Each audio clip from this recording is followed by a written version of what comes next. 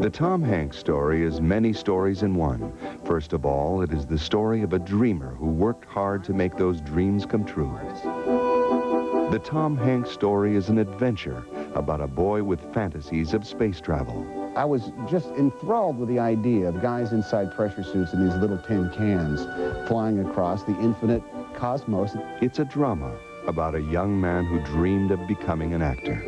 Well, it seems to me that all Tom's life that, in a way, he was preparing to be a star. It's a comedy about a natural clown who went from entertaining his classmates to entertaining the world. And he puts this a grass skirt on and paints a ship on his stomach and naturally throws open his shirt.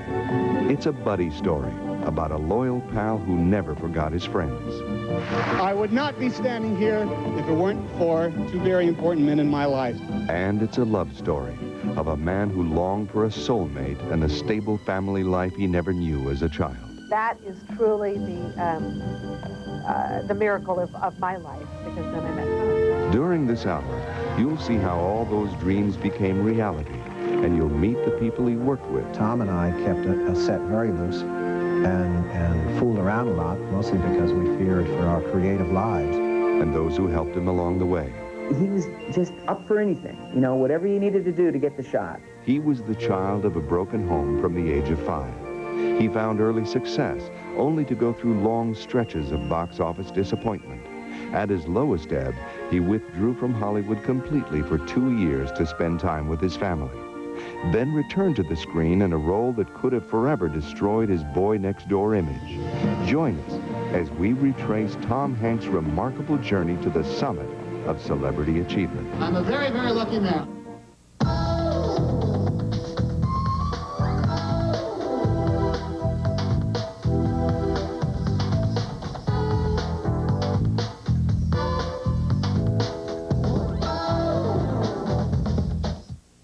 The Tom Hanks story began in the Northern California town of Concord on July 9, 1956. He spent the first 5 years of his childhood in the neighboring town of Pleasant Hill. Tom's father, Amos, worked as a chef while his mother cared for the kids. It was a storybook upbringing that didn't last long. Tom's parents divorced when he was just 5 years old, throwing Tom's childhood into upheaval. His father took custody of Tom, his older brother, and his sister, while Tom's infant brother was raised by his mother. For the next few years, the road was Tom's home, as his father searched for restaurant work. By the time Tom was in the 6th grade, his part of the Hanks clan settled in Oakland, but his family continued to change. Tom's father remarried twice, once to a woman with 8 children of her own. Tom sometimes shared a house with as many as 20 people, including stepbrothers and sisters.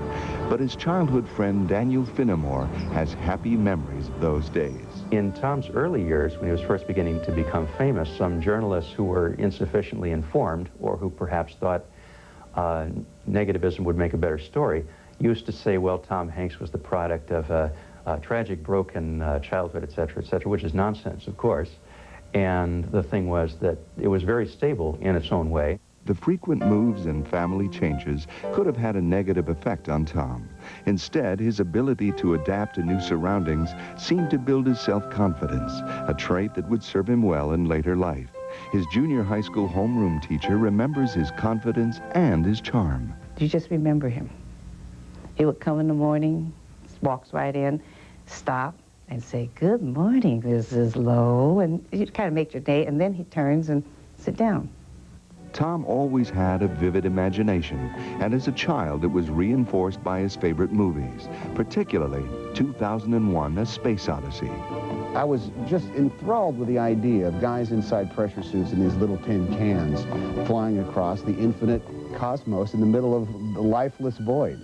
That's the stuff that came back and haunted me over and over and over again when I was a kid, pondering what these men were doing. The science was beyond my recompense, really. I thought it looked cool when they lifted off, and the images of floating in space on an extravehicular activity, I thought, were very romantic to me. But more than anything else, I was swept away by the artistic inspiration that it left on me. In junior high, Tom dove headfirst into extracurricular school activities. He belonged to numerous groups, including Safety Council, the Bowling Club, and the Ecology Club. He also prided himself on his 3 years of perfect attendance. He wanted a citizenship honor roll card so much, and so badly, but he just can't seem to make it. And maybe just one more grade, one more point. But one day, he did make it. And I couldn't even wait to tell him. Because the teachers receive the grades and all the cards maybe like 3 or 4 days before. So the very next day, I just said, "You made it, you made it." And the class clapped, and they cheered. They cheered when he made the honor roll, but as seen in these rare home movies, Tom found an even better way to earn applause. The drama teacher was so impressed. He was a 9th grader. She had not ever seen him come out for any kind of theatrical work. So she came running over to me and said to me, "Where has he been? He has such talent, natural talent." Despite his obvious talent, when Tom moved from middle school to Oakland Skyline High School, he did everything but act. As a sophomore, Tom was on the track and soccer teams. His gangly physique earned him the nickname Lanky Hanks. He also was quite religious and joined a student church group. But after seeing old friend Daniel Finnemore as Dracula in a school play, Tom signed up for drama class his junior year. His teacher was Raleigh Farnsworth, the man he would later make famous in his Oscar acceptance speech for Philadelphia. He was an excellent student, though, and especially in something where he could be creative, like theater or acting. He had an intense desire to learn, and he was an avid student, too. Had a wonderful sense of humor, and his comments and asides, I think, were the reason that most people liked to sit near him so they could hear what he said. Tom's first role in high school was in Night of the Iguana, in which he played the bus driver, Jake Latta. It's a small but rather explosive part, and right from the beginning, he had that emotional immediacy, and the atmosphere on stage went up a couple of levels whenever he was on stage. He had that right from the beginning. He had a great deal of stage presence. I don't know, you know what stage presence is? It's the ability to attract an audience when you walk on stage. There are some people that come on stage that you are not that interested in, and there are other people, when they come on stage, you can't take your eyes off, and you want to see everything that they do. Well, Tom was one of these people. And it's a God-given thing. I mean, you can't just hand it to anybody on a silver platter and say, well, here's stage presence, here's talent. With a revitalized interest in theater, Tom threw himself into all aspects of production. He worked behind the scenes and even stage-managed My Fair Lady. But it was as an actor that Tom made his mark. And in a sign of things to come, his performance in The Potboiler won him a Best Actor award at the Sacramento State Play Festival. By the 12th grade, Tom Hanks was recognized as a standout actor. His drama teacher still recalls his senior year performance as Sailor Luther Billis in South Pacific. He puts this a grass skirt on and paints a ship on his stomach, and naturally throws open his shirt. And then as he's singing and dancing, he wiggles his stomach muscles, and it looks like the ship is going up and down on the water like this that he has on his stomach. And at that point, he was excellent in the part. And we used to give our own Oscars, and they were actually miniature Oscars that we gave out every year. To the Best Actor, Best Actress, and Best Supporting, and so on. And he got Best Actor that year, and that was in 1974 in March.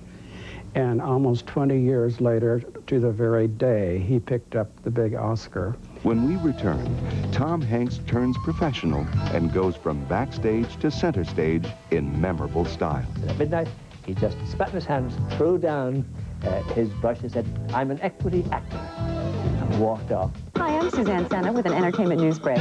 Mel Gibson conspires with Julia Roberts to create big box office. The conspiracy.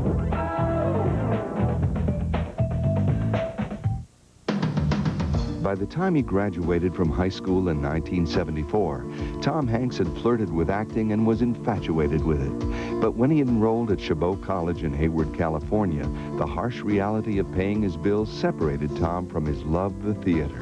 He studied hard and worked as a bellhop at the Oakland Airport Hilton. But the passion returned, and Tom experienced a major turning point in his life while watching a performance of The Iceman Cometh.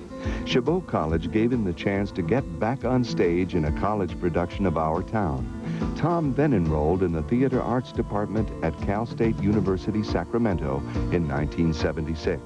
He might not make it as an actor, but Tom Hanks was determined to live his life in the magical world of show business. The atmosphere in the Theater Arts Department at Sacramento was such that if you wanted to be a stage carpenter, you could be a stage carpenter, which I did. If you wanted to run the lighting board, you could run the lighting board, which I did. And if you wanted to audition for shows, you could audition for shows, which I did. The Theater Arts Department at Cal State would have a profound impact on Tom's life beyond teaching him his craft. It was there that he met his first wife, Samantha Lewis, and made lifelong friends such as Randy Fechter, who would still be working with him 20 years later. Fechter recalls that in college, Tom was always up for a dare. We're hiding behind a van parked on the side of the street, and it's 1 in the morning. Tom jumps out in the street, and he's not content just to show his butt, but he waves it. And it's a big white butt, too. Big, white, shiny butt. It's a big moon out. But he's shaking it back and forth. Then he starts slapping it, and it's loud, really loud. Bang, bang, bang. And the car finally gets up on us, and of course, it's the cops. It's a police car. So we all jump in like 5 different directions, down alleys, under bushes. Tom is trying to run up the stairs and pull his pants up at the same time. Tom escaped capture and confined his future performances to the stage.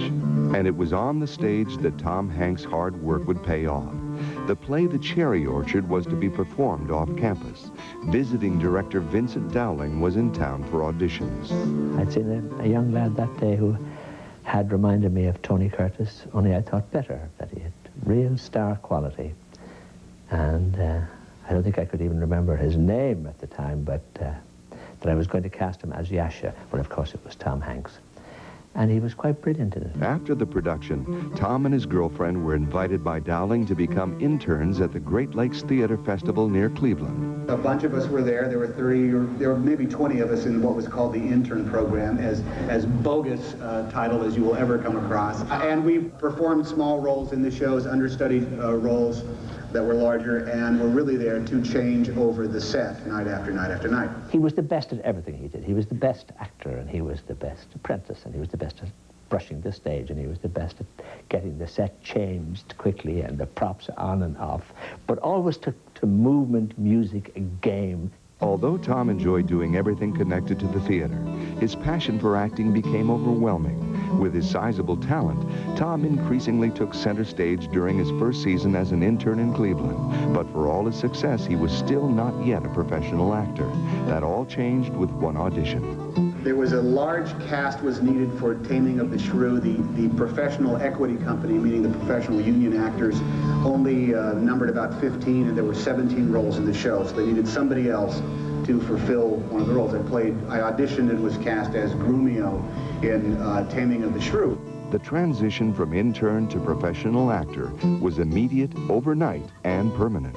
It came as Tom and others were loading the Taming of the Shrew set onto a truck. I was told by a very disgruntled general manager at Great Lakes Shakespeare Festival at the time that, you know what Tom Hanks did last night? At midnight. And now Tom was the best of the interns. He did the most work. He kept them organized. He kept them happy. He kept them laughing. But he kept the work going, and he did the work. So at midnight, he just spat in his hands, threw down his brush and said, "I'm an equity actor," and walked off and left them at 1 minute past 12. And the next morning, he was out there in the bus as an equity actor going on tour. When I was working in repertory theater, I truly thought I had arrived. Hey, once you get you're going to get a job that pays you, $285 a week to do Shakespeare, I'll do this for the rest of my life. With equity card in hand, Tom made a decision in the summer of 1977 that would determine the course of his future. He decided not to return to college so he could pursue acting full-time. At first, this decision seemed wise. During his second season at Great Lakes Theater Festival, Tom's performances began winning rave reviews, including the 1978 Cleveland Critics Circle Best Actor Award for his work as Proteus in Two Gentlemen from Verona. That same year, Tom and college sweetheart Samantha Lewis were married and had their first child, Colin. At the end of the theater season, they moved to New York. But Tom quickly found that his success in Cleveland theater didn't mean much to New York casting directors. Tom struggled to find work, and when he did act with the Riverside Shakespeare Company, it was for no pay. Unable to support his young family, Tom returned for a third season with the theater company in Cleveland. He was wonderful with children, both his own and anybody else's. But Samantha was not, as usual in couples, you know, Tom was garrulous and she was very, very private, much more private, and never, and of course she wasn't, you know, she wanted to be an actress and she was really not getting the opportunities to act that he earned. At season's end, they returned to New York, living on a tight budget in an apartment near Times Square. Tom struggled to find acting work throughout 1979, a dry spell that might have broken the will of another actor. When we return, persistence pays off and Tom lives out his dream of becoming a leading man by dressing as a woman. There are few performers who are not afraid to appear foolish, but they never look foolish. In the fall of 1979, Tom Hanks landed his first film role in a low-budget slasher movie called He Knows You're Alone. Tom had a small part as a know-it-all psychology student. The film was shot on New York's Staten Island, 3,000 miles from California and a world away from Hollywood. His salary was $800. But work was work, and although the struggling actor didn't know it, his big break was just around the corner. In the spring of 1980, Tom competed against hundreds of other hopeful actors at a cattle call audition in New York for the ABC television network. And after several callbacks for more auditions, Tom was signed by the network to a development deal. The contract allowed ABC to cast him in any of their shows, which they did. I was on The Love Boat, and that was the first time I appeared on broadcast television. Love Boat was on Saturday nights, and I was kind of nervous all week long. Then Saturday night, I set sail on the Love Boat, and it was, I sat there with probably an idiotic grin on my face, and then the Love Boat was over, and then we went out. Tom's next part for ABC was a big step forward, and one he made in high heels. He was cast as a co-star in a new series called Bosom Buddies. Tom and co-star Peter Scolari played a pair of young ad agency guys who dress as women in order to live in an inexpensive female-only apartment building. Oh, heavens me, I have been so rude, I haven't introduced us. This is my sister, Hildegard. And this is my sister, Buffy. For producer Chris Thompson, it was Tom's fearlessness that set him apart. The instinct to appear cool kills comedy. And to really do it successfully, you gotta be willing to look foolish. But there are a few performers who are not afraid to appear foolish, but they never look like fools. There's a grace behind it. There's a grace and intelligence to it. And Tom has that in such abundance. And it's why he's so enjoyable to watch in comedy, because there's just, it's not forced. When we did Bosom Buddies, oh my, 17 years ago, Tom and I kept a set very loose and fooled around a lot, mostly because we feared for our creative lives. We thought on any given day they were just going to pull the plug, tell both of us that we were worth nothing and were being paid too much. And they were going to send us home. Tom and Peter took special pleasure in playing practical jokes on the show's assistant director. They would always find ways to write Shelley as a jerk, or the Shelley as a jerk is really the cleaned up version of this. And they would always find ways to write that on a prop or something. They'd be in the middle of a scene and they'd pull up a rug and it would be hugely on the rug, Shelley is a jerk, or that would be, but like in every episode we had, you know, they had something like that. But also when you have men dressing up as women running around all the time, you know, you get giddy.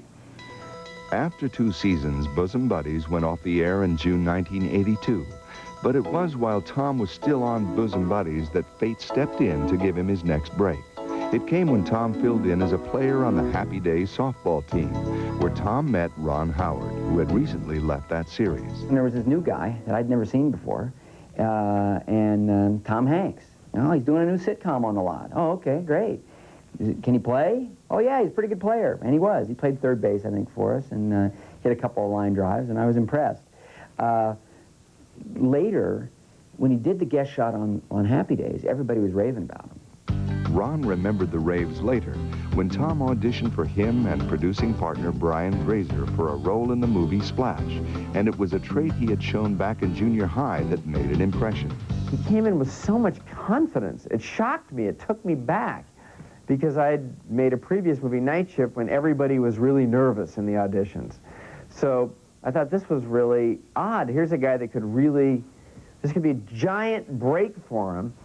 But he came in and he was like completely calm and confident and quite economical in the way he spoke and completely nailed it the first time in.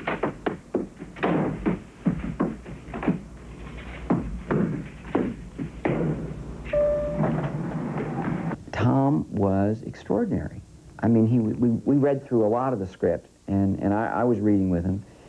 He was so focused, so it was, you know, he was so relaxed, so funny, and it all came so easily to him that it was impressive. His confidence in the audition masked a real-life desperation. Surprisingly, Tom had made relatively little money during his stint on Bosom Buddies. He and Samantha now had 2 children, and he wasn't taking success for granted.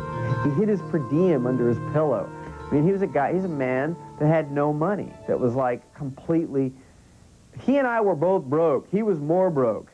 He would take me to this place, this vendo machine, where he'd buy his lunch. He'd put quarters in a machine, and he'd get like this plastic sandwich for 80 cents, and the rest would be under the pillow, you know, because it's the first time he actually saw real money. Although a rookie in films, Tom didn't hesitate to try improving upon the script by improvising. When the whole thing was over and we were editing the picture together, I remember looking at just a handful of ad-libs that he put in, and they were all great. And when we started screening the movie, a lot of Tom's ideas really were registering with the audience. You know, he's just little looks, little comments, little bits of business that he had tossed in there that I hadn't thought that much about when we were shooting. We're really connecting with the crowds. What's your name? It's hard to say in English. Well, just say in your language. All right. My name is...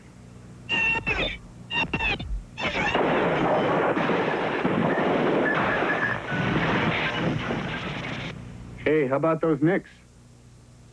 Splash grossed $62 million, making it the 12th biggest hit of 1984, and established Tom Hanks as a bankable leading man. When Celebrity Profile returns, Tom's career and personal life go through changes, and a new bride leaves Tom speechless. High point of my wedding was I didn't have to say a word.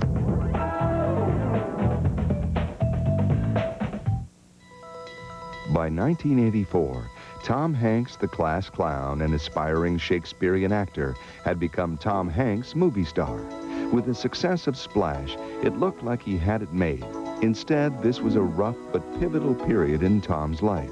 Several of his films were critical or box office disappointments, and Tom and his wife were growing apart. They finally separated in 1985. Tom turned to his friend actress Rita Wilson for comfort. They had first met when she guest starred on an episode of Bosom Buddies and became friends while co-starring in the 1985 film Volunteers. The friendship soon blossomed into romance.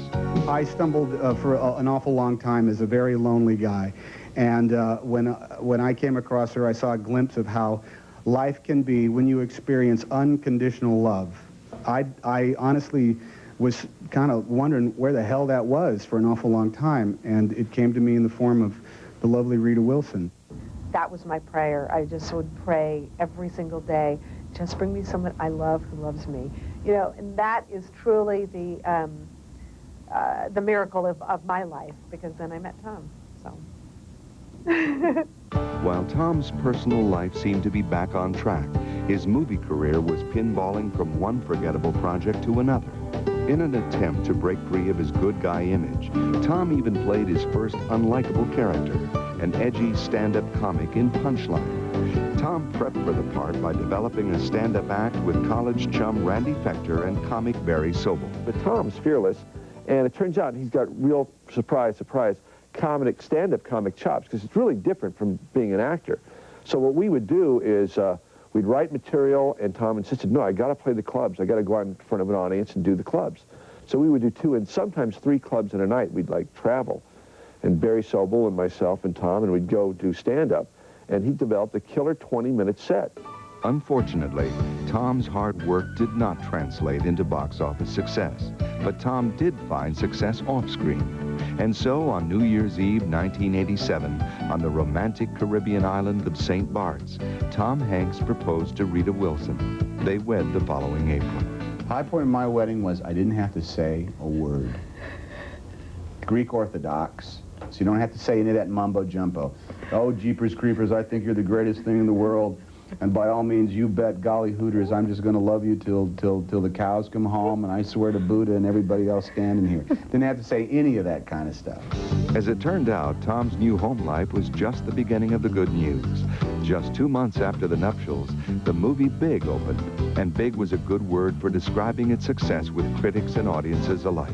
Tom's portrayal of a boy trapped in an adult body earned him his first Academy Award nomination for Best Actor. Tom Hanks in Big. It was something of a surprise, but at the same time I knew we had made a very, very good movie that got the attention. So it's this kind of added bonus, you know? It's like finding out you won you go to a pancake breakfast and you find out they're giving away, you know, TV sets, and then you win a TV. Tom's sense of perspective would prove invaluable not only when that year's Oscar went to Dustin Hoffman for Rain Man, but also when his nomination failed to fuel his movie career.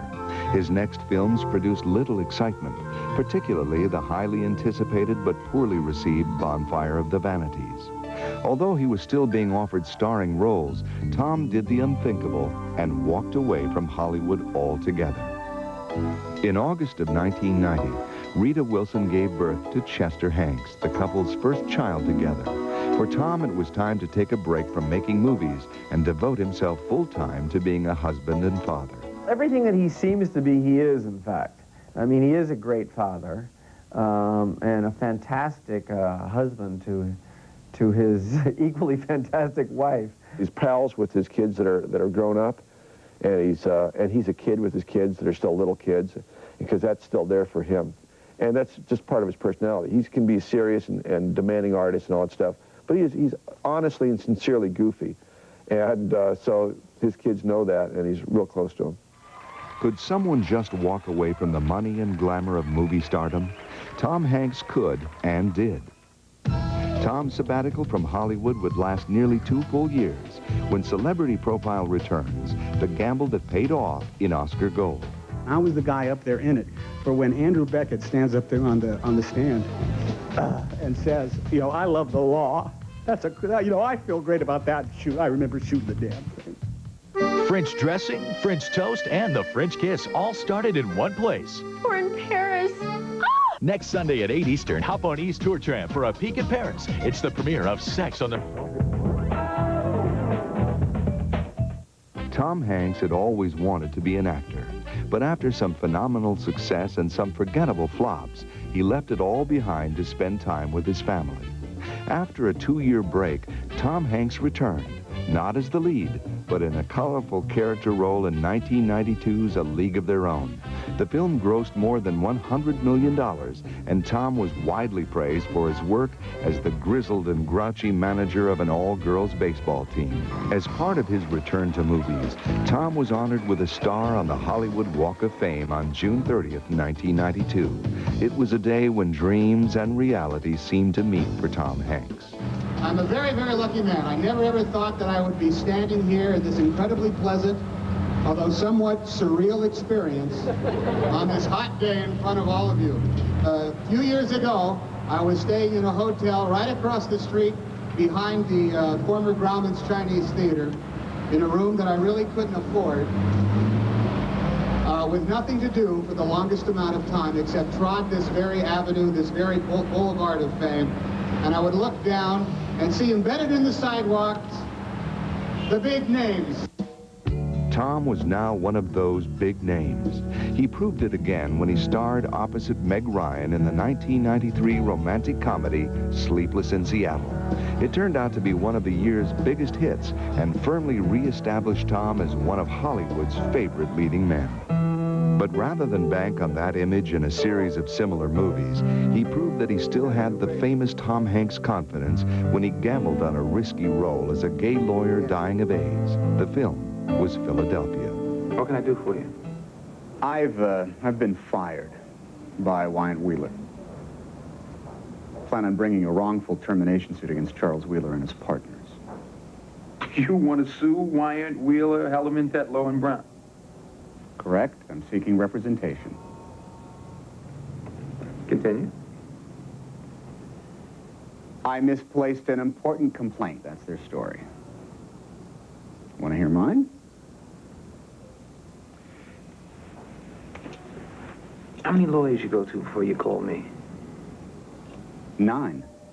I wouldn't have been ready to do this part earlier. I'm glad it came along when it did. The things I found out about myself from the very beginning, there's certainly stuff about my past, about how I grew up and what I thought and what I went through, because it was reflected so much in all the people that I were talking about in putting together this guy who was supposed to be so different from me. I found out that Andrew Beckett was very similar to me. I was glad that, I'm 37. I've been married more than once. I've got 3 kids. I've been through a lot, both professionally and personally, and it put an awful lot of stuff in its proper perspective. Tom's gutty performance earned him his 2nd Academy Award nomination. This time, prior to the Oscar ceremony, Tom phoned his old high school drama teacher. He said, well, the reason I'm calling, he said, I'd like permission to use your name in my acceptance speech if I win Monday night. And I said, well, Tom, you know you're going to win. And he said, well, we'll see. And I said, well, Tom, I think it'd be the biggest thrill of my life if you wanted to use my name. And I said, I'd be very complimented and highly pleased if you wanted to do it. Well, that just tickled him to death. He was just so happy about that. And I had absolutely no idea what he was going to say. He said, due to the nature of the film, Philadelphia, I'd like to use your name. So I knew he was going to mention my sexuality in some way or other, which he did. But I thought he did it in a very nice way. I would not be standing here if it weren't for 2 very important men in my life, Sue. 2 that I haven't spoken with in a while, but I had the pleasure of just the other evening. Mr. Raleigh Farnsworth was my high school drama teacher, who taught me that act well the part, there all the glory lies. And one of my classmates under Mr. Farnsworth, Mr. John Gilkerson. I mention their names because they are 2 of the finest gay Americans, 2 wonderful men that I had the good fortune to be associated with, to fall under their inspiration at such a young age. I wish my babies could have the same sort of teacher, the same sort of friends. I really think I am the luckiest woman alive to be married to my husband, because he is a man who isn't afraid to say what he's feeling, and he says it in front of millions of people, which is just a whole other thing. But he's pretty extraordinary. He never ceases to amaze me.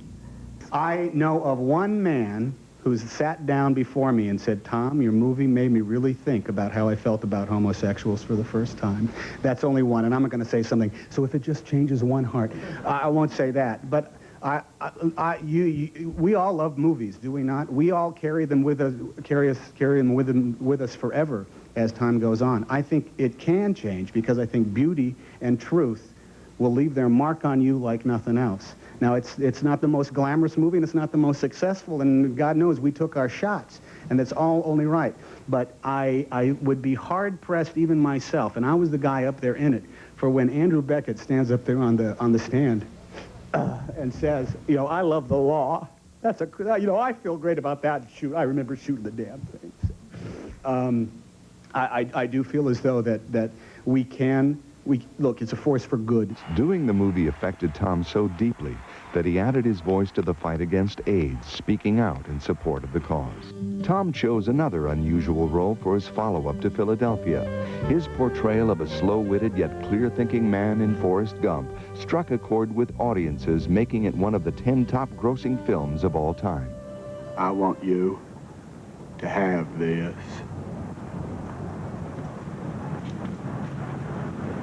Forrest, I can't keep this. I got it. Just by doing what you told me to do. Why are you so good to me? You're my girl. I'll always be your girl. I think the world has taken to Forrest Gump not because they see an innocent man. I think that the aspect of innocence is not as important as to Forrest's lack of cynicism. I think they see in Forrest a man who does not lie, who cannot lie. And I think we all would like to be able to operate at that high level of behavior and at that high level of morality. Gump earned Tom another Academy Award, making him the first actor to win back-to-back Oscars since Spencer Tracy nearly 60 years earlier. When you finally do get up there and you're standing behind that plexiglass podium and, you know, Holly Hunter's there and Clint Eastwood just walked by, and you really do kind of just think, how did I get here? That's the first thing you think. And the other thing is, I'm just so glad that I get to share it with, you know, my babies are in the room and my wife is there and my mom is there, and it's a family thing. When Celebrity Profile returns, Tom lives out a childhood dream. My job with Tom on this one is just to kind of stay out of the way. He's great. Tomorrow on E! Our summer-long party never cools down. By 1995, Tom Hanks was the man with the golden touch. After back-to-back Oscar wins, he proved that even his voice was valuable, as he did the talking for Woody in Disney's computer-animated Toy Story. The movie grossed almost $200 million. But it was neither dollar signs nor Oscar gold that lured Tom to his next role. It was the part he had been dreaming about his whole life. In Apollo 13, space buff Tom played real-life astronaut Jim Lovell, commander aboard the failed moon mission. Dad, stop kicking yourself in the ass. This is not my fault! No one is saying it is. If I'm in the left-hand seat when the call comes up, I stir the tanks. Yeah, well, tell him that. I just asked you what the gauges read. All right, we're not... And you don't know! All right, look, we're not doing this, gentlemen. We are not going to do this. We're not going to go bouncing off the walls for 10 minutes, because we're just going to end up right back here with the same problems. Trying to figure out how to stay alive. Aquarius, this is Houston. Are we on Vox? No, we're not on Vox. Yeah, Houston, this is Aquarius. Go ahead. I remember when we wrapped up the first day of filming on Apollo 13, I said to somebody, probably Brian, I said, you know, my job with Tom on this one is just to kind of stay out of the way. He's great. He's in such a groove that it's 180 degrees from splash. Now, you know, I'm there to support, but I no longer really need to lead. Tom has a great sense of himself, a great sense of story, and, you know, has really evolved into this, you know, I think, brilliant film talent. In December 1995, Tom and Rita added another son, Truman, to the family. Tom barely had time to change a diaper before filming began on That Thing You Do. His career-long interest in all aspects of production was really put to the test. Tom wrote the script, played a major role, and most notably made his debut as a feature film director. The transition is one that is very scary. As an actor, no one really asks you anything other than, how are you? Are you ready to go? But as a director, you're answering 1,000 questions a day, and you really do have to answer at least 501 of them correctly. If you answer only 499 of them correctly, it's a bad day. So you have to be above the curve. That's the biggest difference. Getting used to the need to constantly test your communicative powers.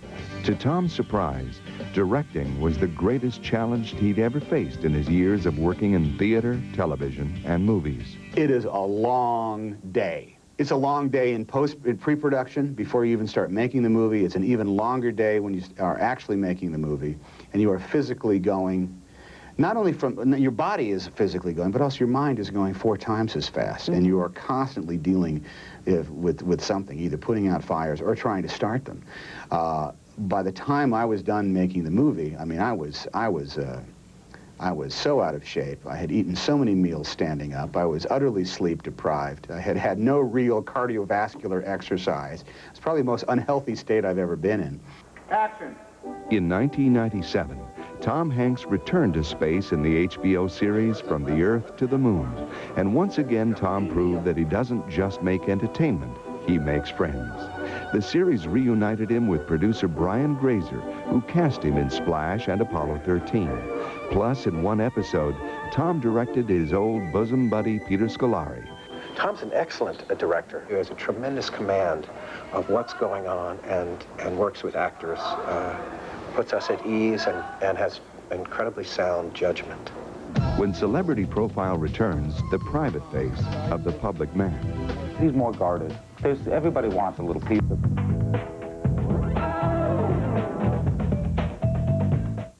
Tom Hanks has called himself a lucky man for all the personal and career success he has enjoyed. But to say that it all came easily would be to overlook one part of Tom Hanks that few see. Tom is so easygoing and so funny and glib and relaxed that for a long time I didn't realize how competitive he actually was. I don't mean competitive in that sort of petty way, but it's that sort of inner competitive spirit. You know, kind of like those Michael Jordan commercials.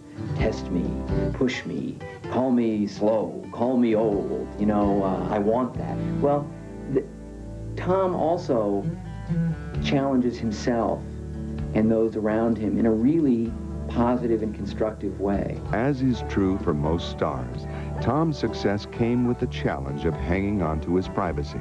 He's more guarded. Everybody wants a little piece of him, you know. Everybody wants to, you know, be in the presence of it or have attention paid to themselves by him. Oh, well, I've made my peace with that a long, long time ago, because you have to. Because I know the realities that exist. You can't deny that it's going on, and you can't stop it. You simply can't. So you have to roll with those punches and make your peace with the concept. You have to protect yourself. Really, you have to protect your family. Mm-hmm. And you do that, I think, by compartmentalizing your time that's in the public eye and protecting your time that is out of the public eye. Mm-hmm. And it's not that hard to do once you figure out how to do it. Tom figured out how to do it all. At home or on screen, Tom Hanks' story is ultimately the story of a dreamer whose hard work, talent, and charm helped make all his dreams come true. I never ever thought I'd get out of regional theater. When I was in Cleveland at the Great Lakes Shakespeare Festival, I just hoped I could work there for 17 years straight.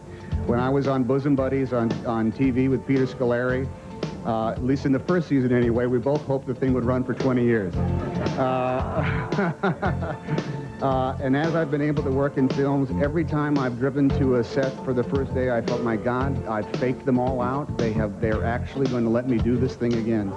And at every level that I've been able to work at, I just can't wait to get to work. And I feel I'm the luckiest man in the world, because I get to climb out of a very warm and very comfortable bed and either go climb on a Stairmaster or get in a car and be driven off to a set. I just feel very, very lucky.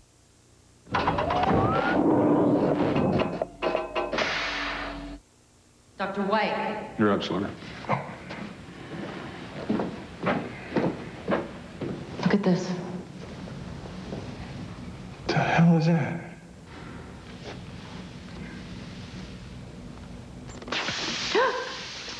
Oh! Oh my God, Will Smith, Linda Fiorentino, no way, that's excellent. Hey guys, pull up ahead and have a seat. It's almost time for the Talk Soup Weekend Edition.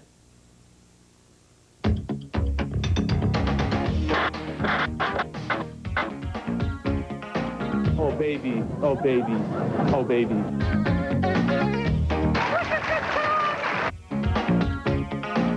Oh my God, you're the greatest. I watch Talk Soup. Boy, man, I'm getting older by the second. You're watching the Talk Soup Weekly Wrap-Up, the show that even dead people like. Well, you don't hear them complaining. I'm John Henson. Well, folks, today is the birthday of several great Americans. John Quincy Adams, Tab Hunter born today, and legendary boxer Leon Spinks. Yeah. Hey, John, it's your birthday too? It is? Well, happy birthday to me! Wow! I actually received some gifts from some viewers. I'd like to thank Angie Workman, who sent me in a convicted felon CD. That's very thoughtful of you. I love their license plates. And Jenny and Ashley Meyer sent me this lovely chicken keychain. Check that out, huh? That's a gift from the heart. That's really special. Who's that? Who's right? Oh, my God. Oh, it's Mike Tyson, everybody! Hey! Mike Tyson, Mike. John Henson! Happy birthday, John Henson. I bought you some Zima for your birthday. Oh, thanks for the theme, Mike. Why are you under the sheet, man? Hey, it's part of my suspension, you know. I'm not allowed to appear on basic cable. Oh, wow. Yeah. That is a tough suspension. Well, thanks for stopping by. No